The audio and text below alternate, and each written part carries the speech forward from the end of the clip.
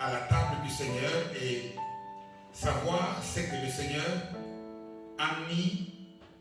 nous propose comme menu ce dimanche. Le Saint-Esprit m'a mis à cœur de donner comme titre à ce message de ce dimanche, premier dimanche du mois d'octobre, une pensée que Dieu avait mise dans la bouche d'une personne sage. C'est Salomon. Salomon dit dans le livre des Proverbes, chapitre 4e, verset 23e, c'est ça le titre du message d'aujourd'hui, c'est pas ça qu'on va lire. Garde ton cœur plus que toute autre chose.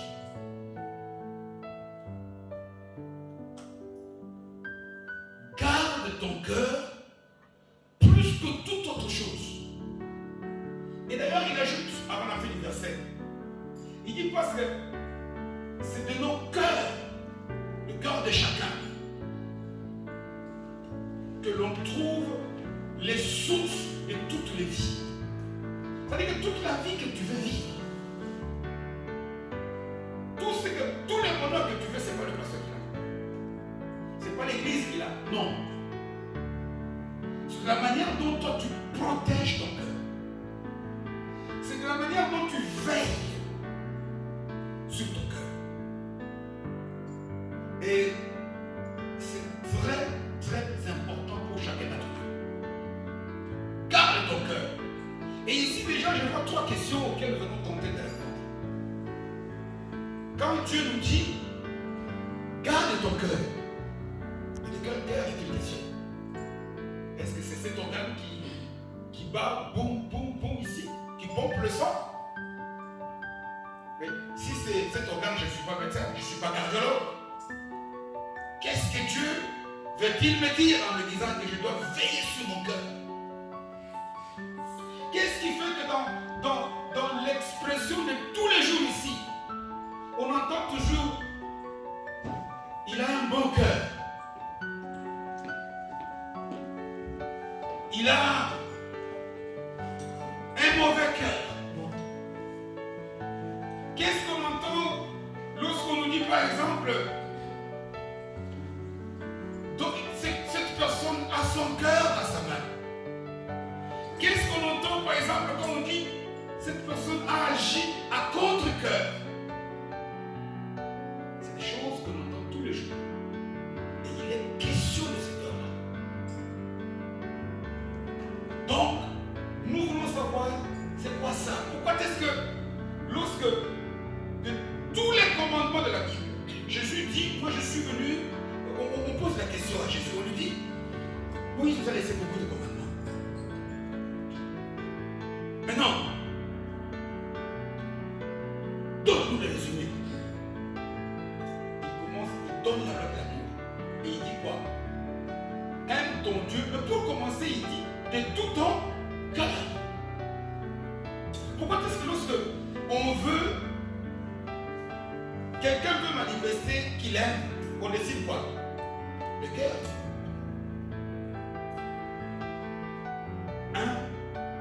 C'est quoi le cœur? Deuxième question, c'est que nous avons compris, comme il dit, tous les bonheurs que nous voulons vivre provient du cœur. C'est ce que le verset dit, je le dis avec d'autres mots. Garde ton cœur plus que toute autre chose, parce que de lui, de ton cœur, viennent les sources de toutes les vies. Tous les bonheurs, toute la bénédiction, tout ce que tu veux vivre, ça vient du cœur, il te dit de garder. Et puis deuxièmement, la responsabilité, ce n'est pas Dieu, c'est à nous. Nous sommes responsables.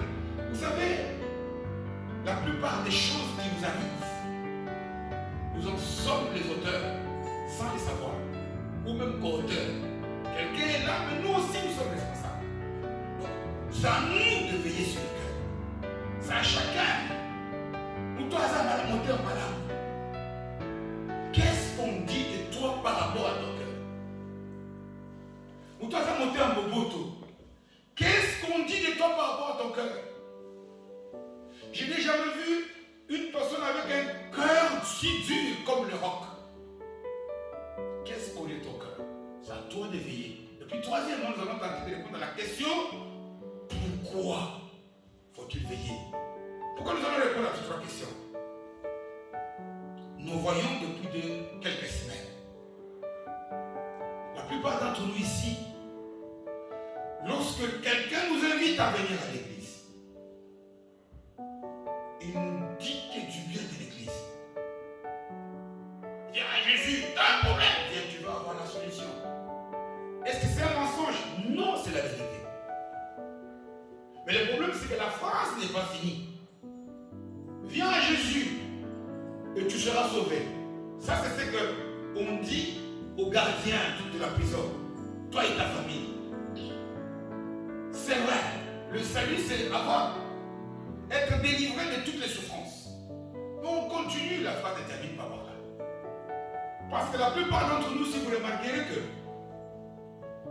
dans la vie de tous les jours, au lieu de vivre le bonheur, dès que nous naissons de nouveau, dès que nous devenons chrétiens, il y a beaucoup de combats. Des choses qui semblent être faciles pour les gens du monde. Par exemple, quelqu'un de païen, il ment, et tu vois, ça passe. Ça passe. Tu sais qu'il a menti, lui. Il dit au contrôleur du bus, ah, je suis malade, il les laisse passer. Maintenant, toi qui es chrétien, toi tu ne dois pas mentir. Tu dis au contrôleur, j'ai pas d'argent, on vient t'arrêter. C'est une difficulté. C'est un souci.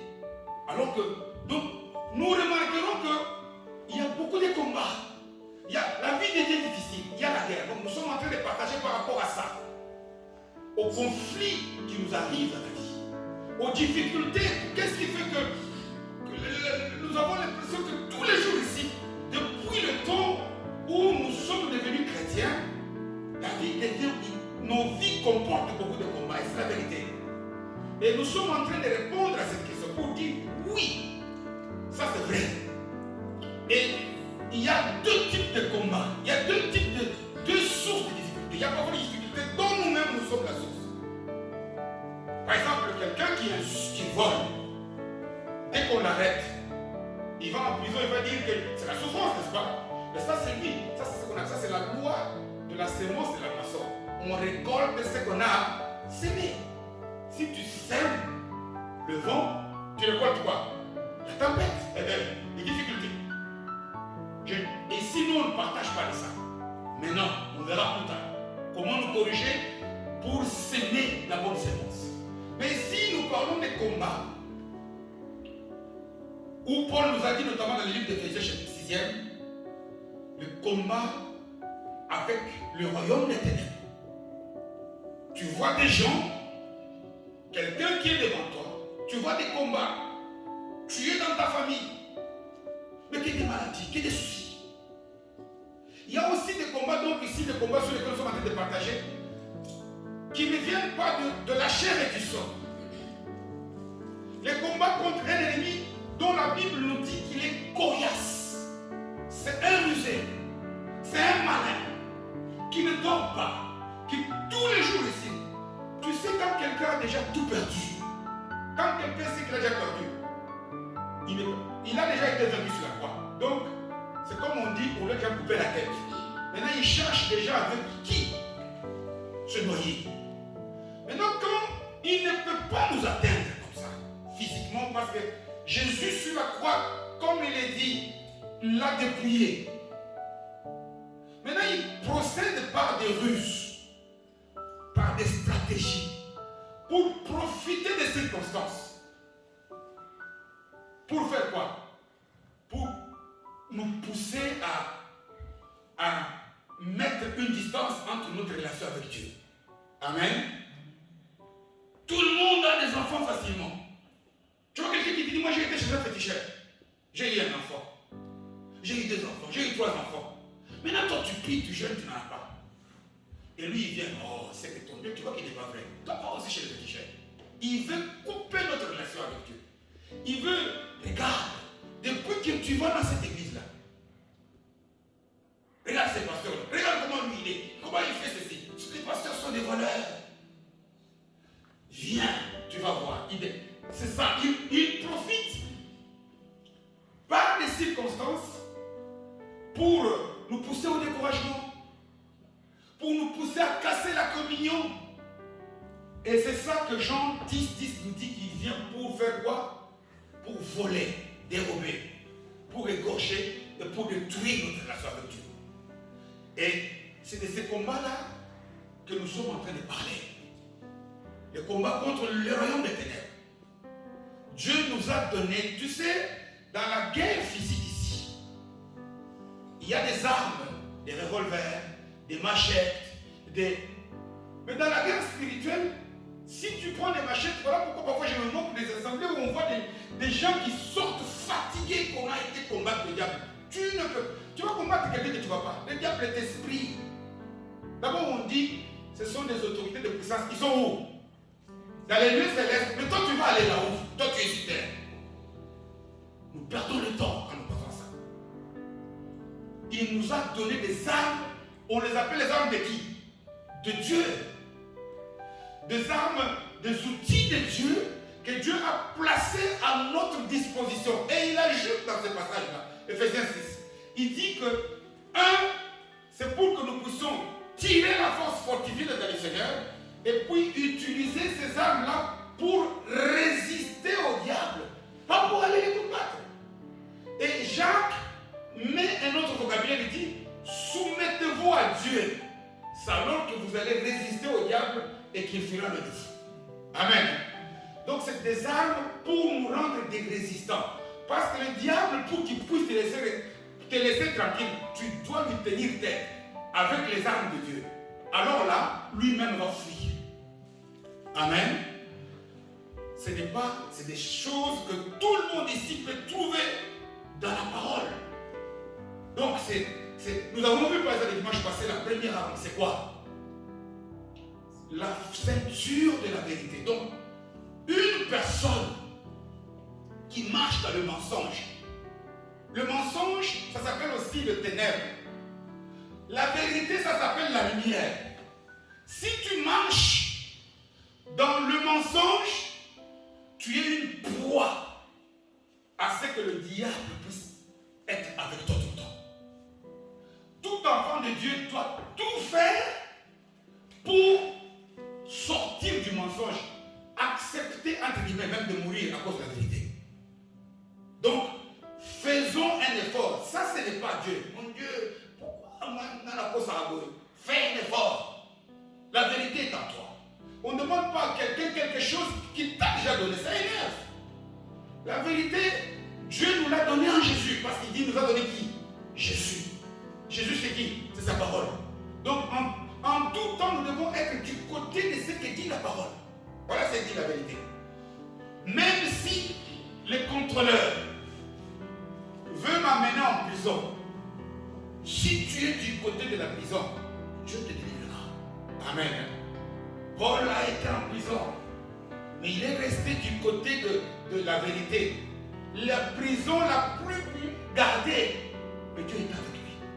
Et même dans le cas de quelqu'un comme Onésime, il a sauvé cette personne en prison.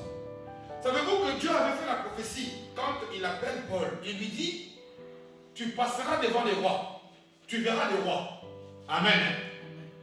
Mais ce qui a permis à Paul de voir les rois, c'est quoi? C'est la prison. C'est parce que les rois ont cherché à le voir. Quel est ce prisonnier-là? Écoutez, si Dieu veut que tu puisses parler au roi Philippe en prison, il peut permettre que tu ailles en prison. Mais la prison que Dieu permet, c'est pour toujours que tu ailles là. Donc, ici, j'insiste. Je n'aimerais pas que aucun enfant de Dieu ici de cette église, qu'il sorte ne fût qu'une racine des mensonges. C'est un travail. Ça ne se décrète pas. Comme on a dit, oh moi, fini, le pasteur a prêché, moi depuis aujourd'hui, je ne mens pas. Non, c'est faux. Si tu dis ça, tu commences à mentir. Nous devons nous tous nous mettre dans la logique pour travailler nos vies à vivre dans la vérité. Savoir, le monde m'exige ça, mais la parole me dit de faire ça. Ça, c'est la première arme. Il y en a 6 ou 7 d'ailleurs. Il y a la cuirasse de la justice. Il y a le bouclier de la foi. il y a le casque du salut, il y a l'épée de la parole, et il y a le zèle qu'il donne, comme on dit, l'évangile de la paix. Et il ajoute la prière. Nous n'allons pas voir les 7, parce que ça nous rend paresseux. On va voir une deuxième aujourd'hui. Peut-être, je veux parler avec cette, pour voir si on peut voir la troisième. Les restes, on nous donne un devoir pour aller développer chacun d'entre nous. Méditer. Méditer. Donc nous allons voir la deuxième arme, qui est la cuirasse de la justice. La cuirasse de la justice. Vous savez ce que ça veut dire, déjà mon enfant? Cuirasse, c'est l'équivalent dans le monde moderne de ce qu'on appelle le gilet pare-balles. Au fait, avant l'invention, vous connaissez le gilet pare-balles? C'est ce que même les chefs de l'État portent ça pour éviter que la balle puisse pénétrer sa poitrine. Donc, dans le temps, ce n'était pas des gilets pare-balles, c'était des histoires énormes en bronze que si vous voyez les soldats romains dans des films, ils portent ces histoires-là énormes qu'on appelle cuirasse. Mais en termes simples, si la Bible était écrite aujourd'hui, on dirait le gilet pare-balles de la justice. Amen. Voilà, donc avant toute chose, je nous prie de pouvoir lire un passage dans l'évangile selon saint Matthieu au chapitre 13e. Évangile selon saint Matthieu. Si ces choses, si tu ne les fais pas, tu peux, vous savez, prier. Vous voyez que dans les armes là, de Éphésiens 6, la prière, on dit faites en tout temps de prière, n'est-ce pas? Mais nous, on ne fait que la prière. Or, le passage commence, prenez en tout temps toutes les armes. Mais nous nous limitons qu'à l'arme de la prière. Nous sommes 13e chapitre de l'évangile selon Saint Lévi. C'est son nom aussi, hein? Il s'appelait comme ça, Matthieu.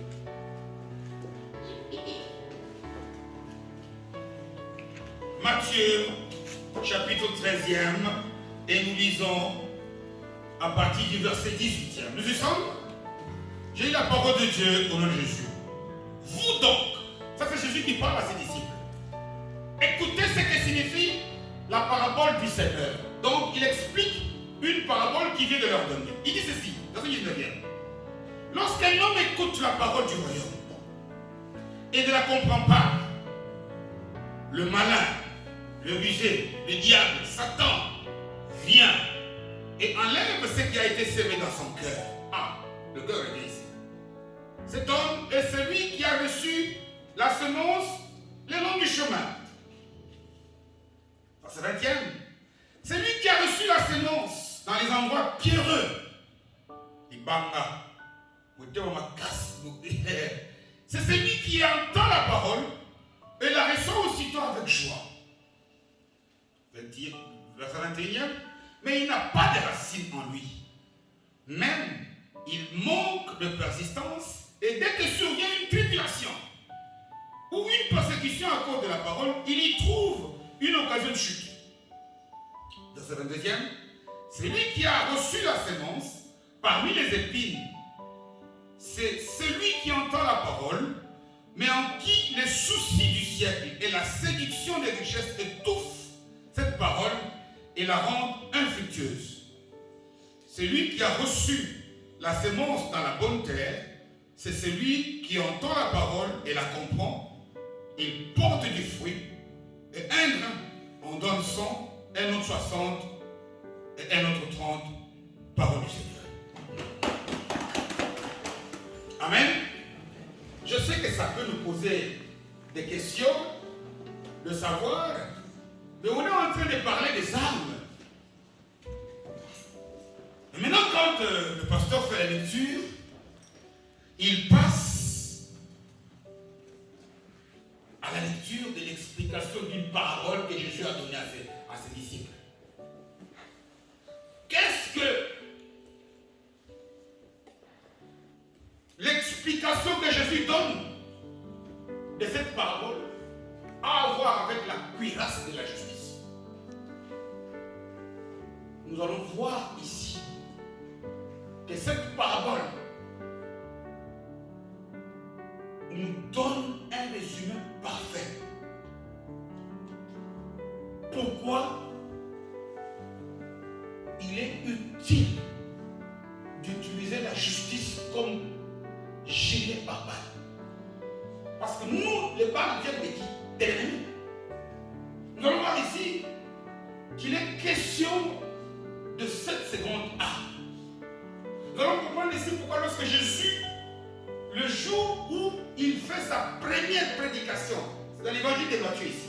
Ce sont je l'ai déjà dit ici, chapitre 5e, 6e et 7e de Matthieu.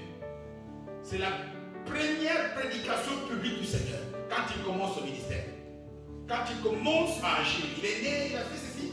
Quand il commence, il va sur la montagne, il tient une prédication qui a duré les 3 chapitres.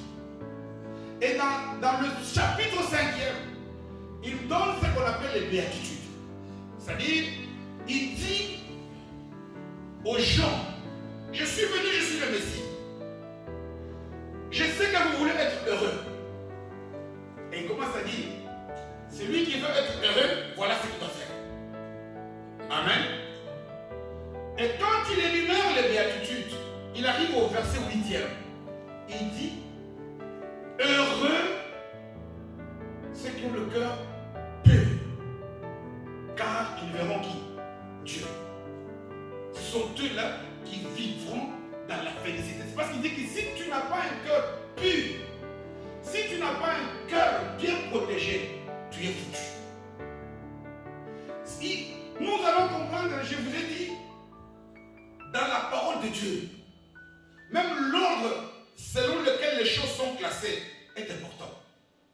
Pourquoi Jésus, le Saint-Esprit, quand il révèle à l'apôtre Paul dans Éphésiens 6, les armes, il place même la parole vers la fin.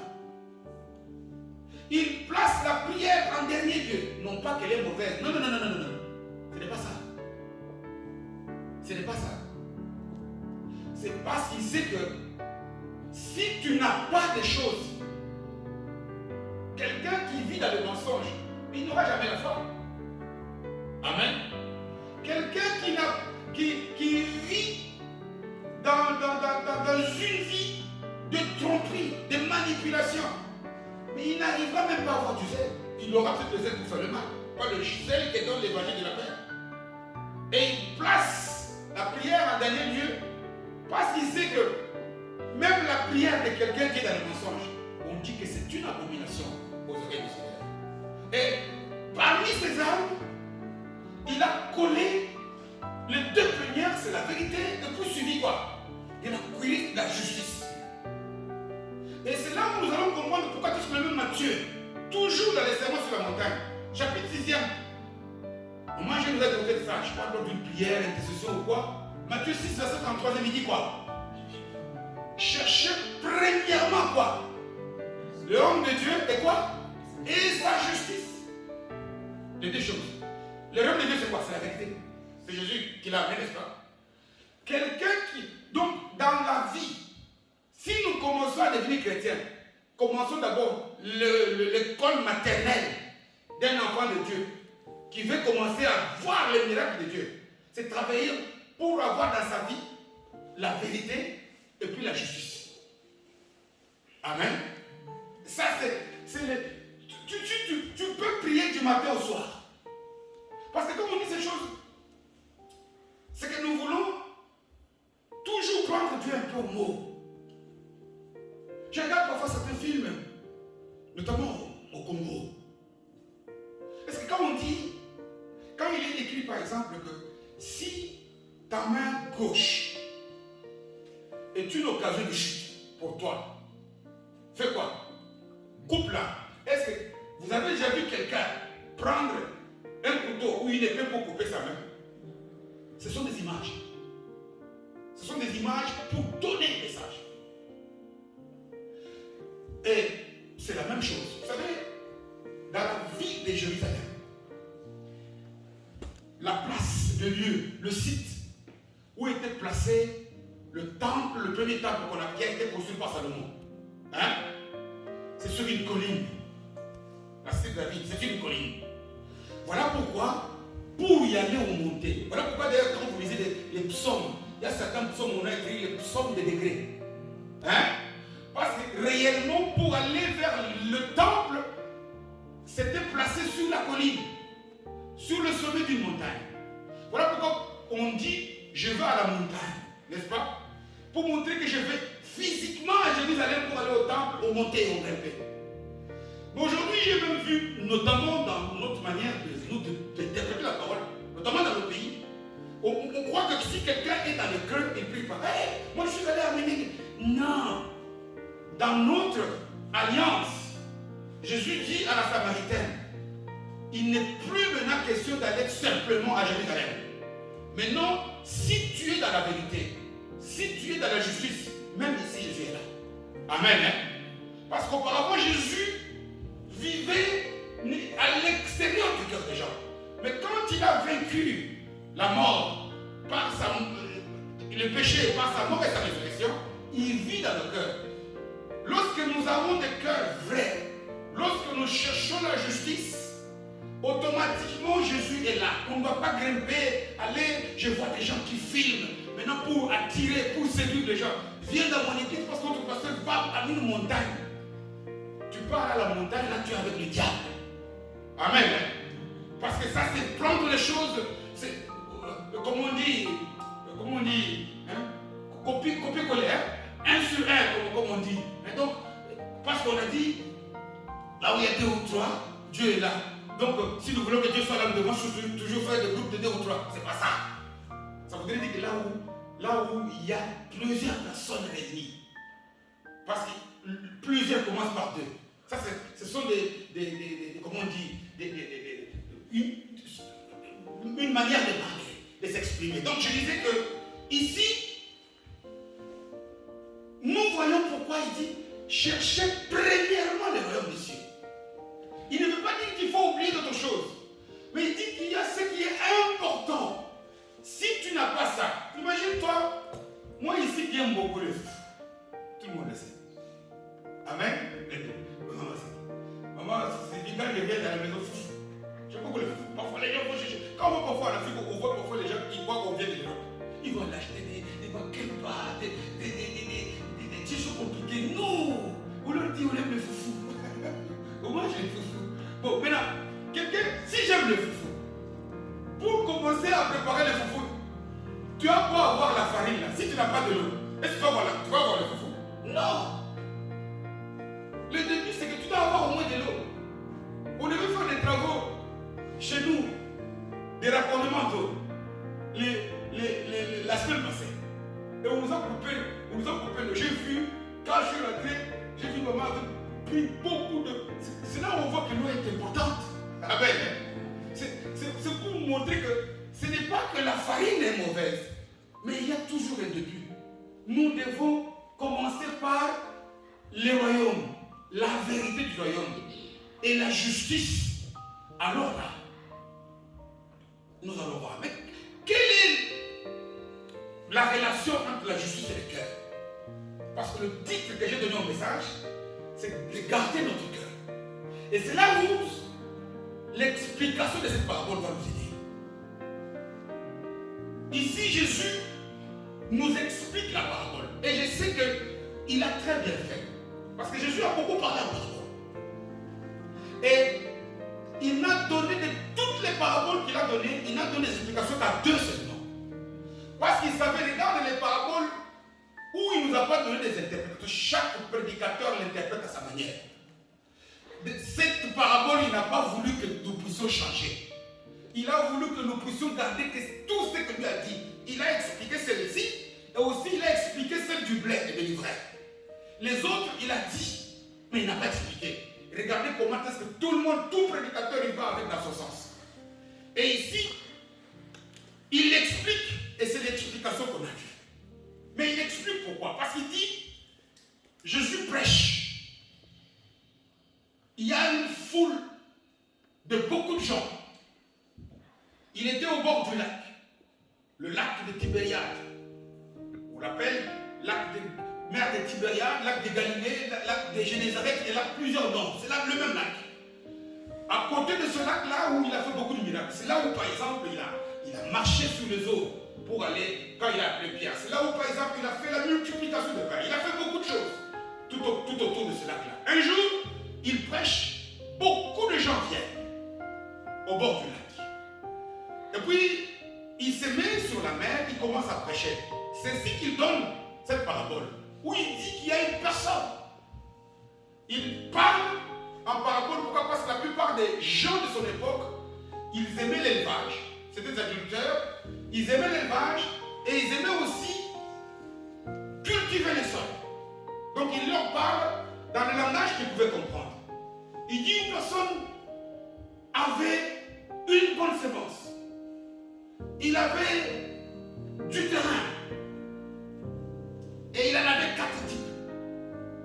Ici, je résume parce que le début du chapitre, tout le monde va aller lire la maison. Comme le temps passe. Et il y a une semence qui tombe sur le premier terrain. Il n'y a rien. Parce que quand tu sèmes, c'est pour avoir quoi? De fruits.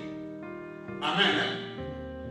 Quand tu es en train de s'aimer, c'est parce que tu veux avoir produit du blé, du maïs, je ne sais pas moi quoi, des pommes, des bananes.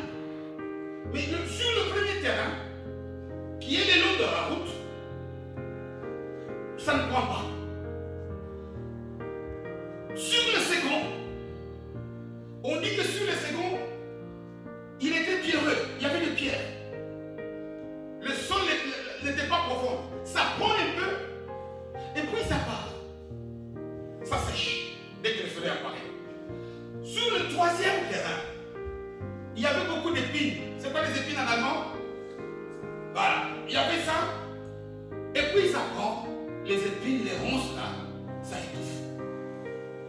Vous voyez ici, rien que pour le 3 terrains, on peut tout avoir. Une bonne église, un bon pasteur, une bonne Bible, être intelligent et échouer. Amen. Parce qu'on peut tout avoir. Cet homme, il a même de la persévérance.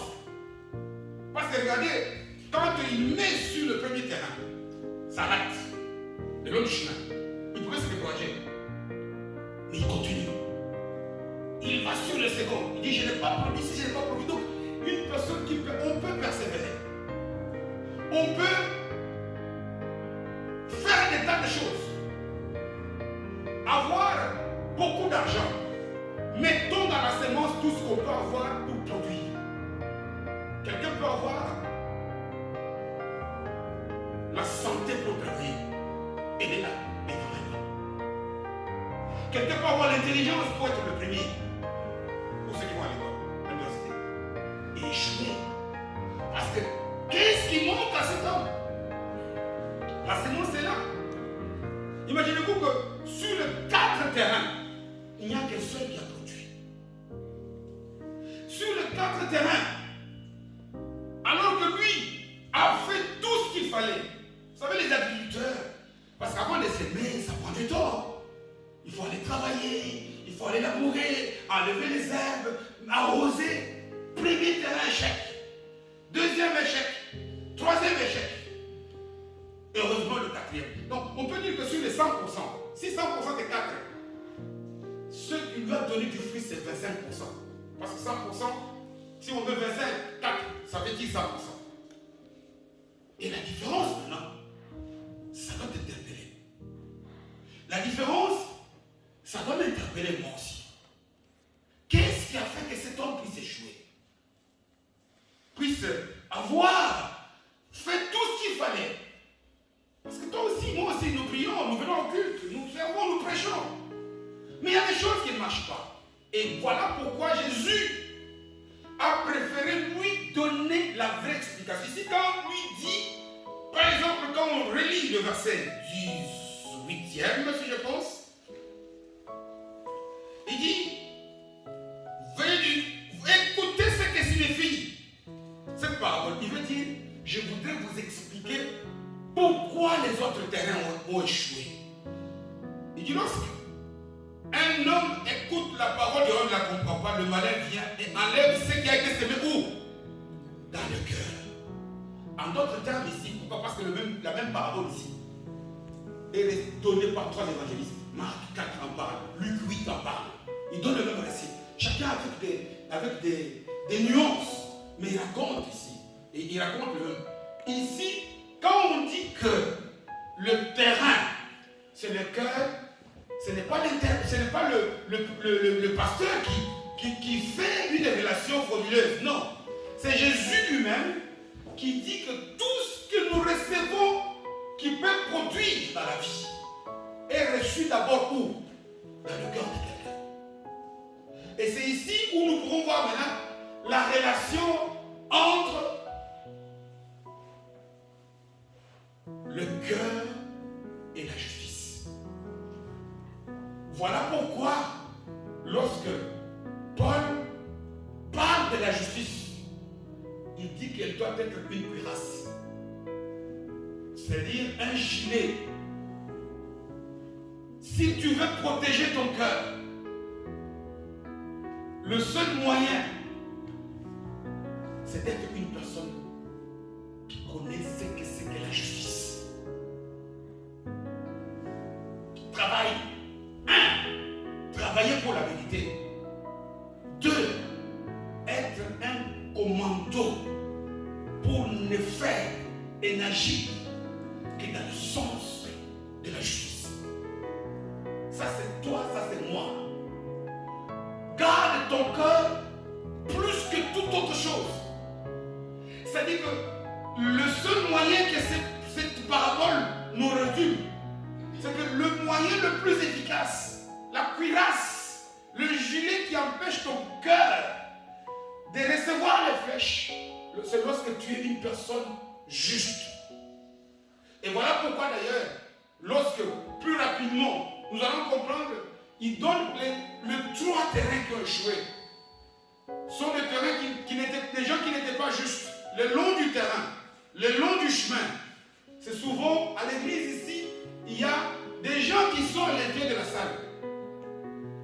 Mais le chemin, c'est de bordure. Les gens qui sont entre la chrétienté et le monde. Amen. Les gens qui sont à la limite. Parce que quand on va dans un champ, quand on est à la limite, on est encore sur le chemin. On n'est pas encore rentré sur le terrain. Et puis il explique des gens qui ont un cœur dur. Aujourd'hui, si tu entends cette parole, dit Hébreu, n'en dis pas quoi? Ton cœur. Parce que le cœur dont on parle ici, comme je l'ai dit, ce n'est pas de l'organe qui parle. Le cœur dont on parle ici, c'est ce qu'on appelle notre être intérieur. Voilà pourquoi, quand quelqu'un te fait du mal, on dit qu'il a blessé quoi? Mon cœur. Il a blessé mes sentiments. Il a blessé mes émotions. Il a blessé ma volonté. Voilà le cœur. Amen. Et le seul moyen de protéger tes pensées, le seul moyen de préserver tes émotions, tes sentiments contre le mal, c'est de travailler pour être une personne juste. Vous voyez, quand on parle de la justice, même la justice du monde ici, hein, la faculté où on apprend la justice à l'université, on l'appelle la faculté de quoi? De droit. Parce que voilà pourquoi on dit qu'il faut avoir un cœur droit. Voilà pourquoi quelqu'un comme Job, quand Dieu se vante de Job, il dit: tu as vu mon serviteur, il est comment? Il est intègre et quoi? Droit. Intègre, c'est lui qui n'aime pas le mensonge. Droit, c'est lui qui aime la justice. Voilà pourquoi on appelle les gens qui... Et la justice dans la vie, c'est quelqu'un qui est conforme à quoi? À la norme. Il y a la volonté de Dieu. Ça, c'est à toi et à moi de le travailler. Ça, c'est à nous tous ici. Nous devons devenir des juristes spirituels. J'oserais le dire avec ces termes-là. Travailler, parce que ça, ce n'est pas à Dieu de le faire. Il a mis ça en nous. Nous devons chercher à connaître qu'est-ce qui est juste aux yeux de Dieu. Cette personne m'a insulté. Maintenant, la justice me dit que je dois pardonner. Je fais quoi? Je pardonne. Je protège mon cœur. Savez-vous que quand quelqu'un ne veut pas pardonner, c'est lui-même qui fait souffrir son cœur. Parce que quand tu vois cette personne-là qui passe au loin, toi tu es mort, ta mère ne veut pas pour la goutte. Mais lui il ne sait pas personne n'est même pas au courant. D'ailleurs, à ce moment-là, le diable va t'aider à faire des gestes pour que tu vois qu'elle est encore en train de te darrer. Garde ton cœur. Garde ton cœur plus que toute autre chose. Nous devons devenir des gens qui cherchons à ce que nous puissions travailler pour, un, la vérité, deux, pour la justice. Pas la justice des hommes. La justice de quoi? De Dieu. Ces gens ici, le cœur ici des gens que Jésus appelle dans sa parabole comme étant des terrains, sont des gens qui, un, soit sont à la frontière du chemin, soit sont des gens le cœur avec des cailloux. Il y a des gens qui viennent. Quand je donne le message comme ça, lui, il ne veut entendre que ce qu'il a envie d'entendre. Quand il entend ce qu'il.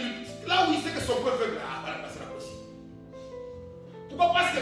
Parce que ça, c'est. Il ne veut pas. Les gens sélectifs. Voilà le deuxième terrain. Les gens qui ne veulent entendre que des choses pour les garder dans le mal. Oh, attends, ça m'a comme ma peine, dans ma ligne, m'a pété. Amen. Dieu aime le pécheur, mais il n'aime pas le péché. Personne ne peut, un vrai prédicateur ne peut pas dire que Dieu n'aime. On dit que Dieu attend d'aimer qui? Nous allons lire le passage. Ça c'est le passage le plus connu. On va le lire, n'est-ce pas?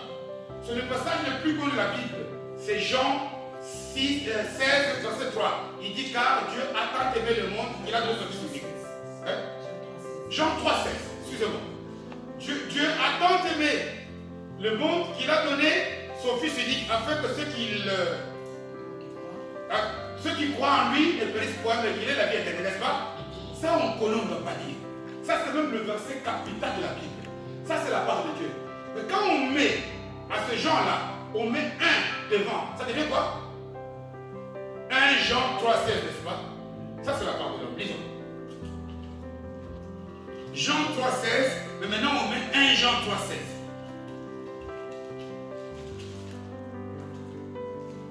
Lisons. 1 Jean, on met juste là, comme Jean 3, 16 là, on met juste le 1. Ça devient première répétition. 1 Jean, les épîtres déjà c'est vers la fin, c'est avant Apocalypse. Dans ensemble, on monte dans la fin. On y sort, on y est? 1 Jean 3, 16, qu'est-ce qu'il est écrit? Une personne peut lire? À votre voix, s'il vous plaît, mettez un peu debout. Qui a trouvé? 1 Jean chapitre 3, verset 16.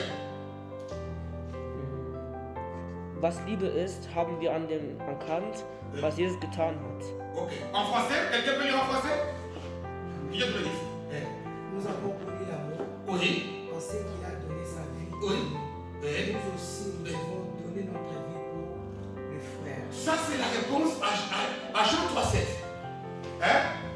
Lui, il nous a tant aimé qu'il a donné sa vie pour le salut du monde.